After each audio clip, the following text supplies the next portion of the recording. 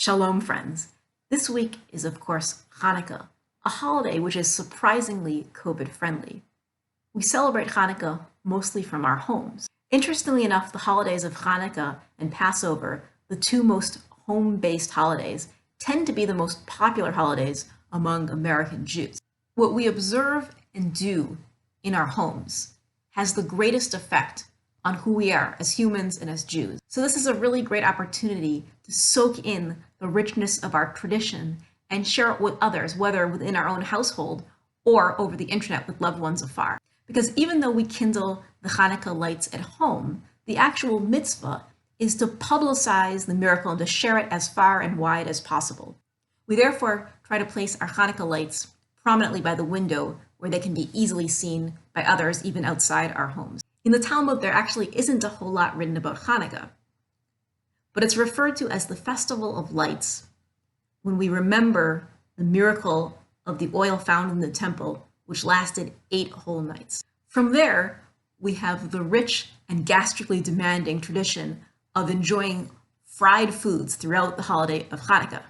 So today, I'm going to walk you through a relatively doable way of making your very own Israeli-styled Sufganiyot jelly donuts in honor of Hanukkah. Now, I warn you, I haven't attempted any live food demonstrations or videos since that ill-fated attempt early on in the pandemic when I tried to do a live challah bake and I ended up with yeast starter all over my keyboard.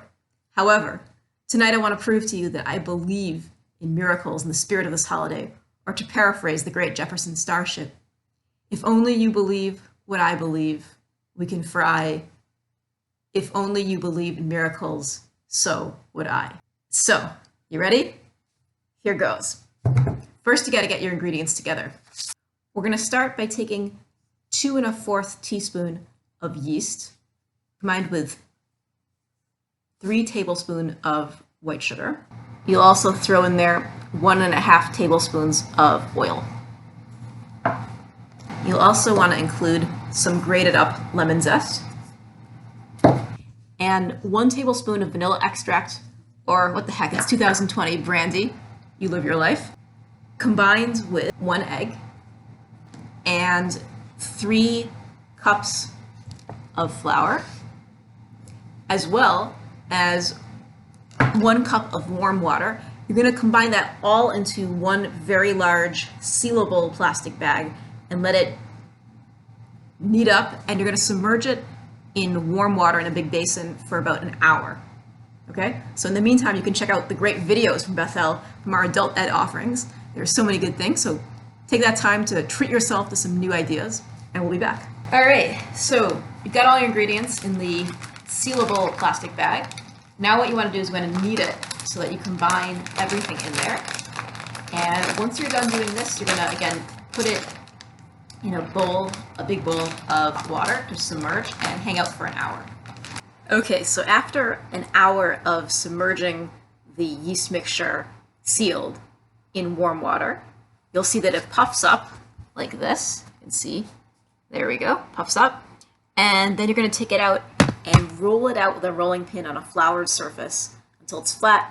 And then you're going to take a drinking glass and cut circles and lay them flat, and then let them sit covered with like a dish towel for about a half an hour. So we'll do that next. So you want to again lay it up flat, and then you're going to roll it, but leave it kind of thick. They actually come out better if you leave your circles just a little bit thick. So you'll take your drinking glass and cut your circles, and then of course you'll put them to the side, and you're going to cover them with a towel for just a half an hour and let them be before you deep fry them on both sides.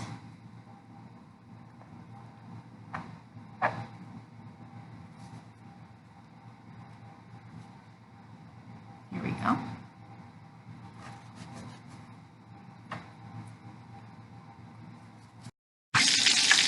And now you want to put the circles you've made, deep frying them in oil, about a minute on each side until they're kind of golden brown on the bottom. I'll show you a little here like this. And then you'll want to flip them over and do another minute on the other side.